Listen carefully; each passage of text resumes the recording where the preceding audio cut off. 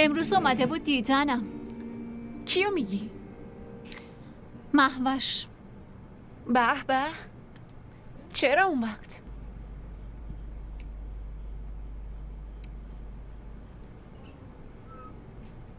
بگو دیگه، برای چی اومده بود دیدنت؟ فکر کرده بود یه چیزی بین ماست. شاید فکر کرده داریم ازدواج میکنیم. چی گفتی؟ خب شک پیش میاد دیگه، چون اون روز که به دانیال زنگ زده بود من جواب دادم. فقط خودمون میدونیم که چرا من گوشیشو جواب دادم دیگه. بعد تو چی گفتی؟ من گفتم نه اصلا همچین خبری نیست. اصلا همچین چیزی هم باشه به اون چه ربطی داره؟ اینجا مردی که پیش تو هم نمیشه کنترل کرد. اون که دیگه اصلا باهاشم نیستش. برای چی باید همچین سوالی کنه؟ راستش حالش بد بود. شهریار ولش کرده رفته. اینم طفلک روسیا برگشته خونش. گناه داره بیچاره. بیچاره؟ آخه بایدم ناراحت باشه. خیلی به بیچاره بد کردن. بیچاره دلش شکسته. بیچاره. بس کن متینه، اینقدر مردمو مسخره نکن. تو هم تمومش کن. خب بیچاره کلمه کوچیکی نیست که بخوای وصلش کنی به مهوش. بهش نمیاد. تو یه معلمی بابا، خجالت نمیکشی به اون میگی بیچاره؟ وقتی میبینمش دلم براش میسوزه. میدونی جلوی من هی بغض میکرد، میخواست گریه کنه ولی خودشو نگه میداشت. شایدم فکر میکرد برای چی باید جلوی من گریه کنه.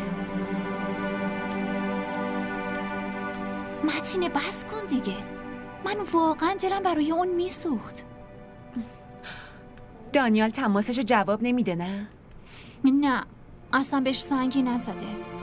ازش که پرسیدم گفت با چه رویی بهش زنگ بزنم. حالا میزنه. چطور؟ ای بابا، اومده بود تو رو چک کنه دیگه. الان که فهمیده سر راش نیستی حالا دیگه زنگ میزنه. تو برای همین سیم کارت تو از گوشی بابا برداشتی که راه باز شه. اونم یه راست پاشه بره خونش. دانیالم ببینش و بغلش کنه و بگه مهوش کجا رفته بودی؟ من منتظرت بودم، همه چی حل میشه. ولی تو هم دیگه خودتو جمع و جور کن. حتی اگرم عاشقش شدی سیم کارت بابا رو توی گوشی نذار. من عاشقش بشم؟ به به، چطور و چرا یه همچین حسی به دست داد؟ از سیم کارت در آوردنت، از اینطوری خندیدنت وقتی اسم عشق میاد، بعدم از اینطوری ساکت شدنت وقتی میخندی. حالا هر کاری کردی خوب کردی. رو دلت پا گذاشتی و به یه آدم غمگین خدمت کردی. گذاشتی دوباره بره پیشش. ولی یه قولی بده، اگه دوباره پا شد اومد پیشت بهش نگو که من دوستت ندارم. اینجوری خیلی برات بد میشه.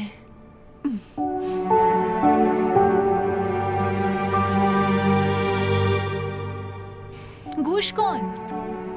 حالا بشین فکراتو بکن، بعداً گوش میدم.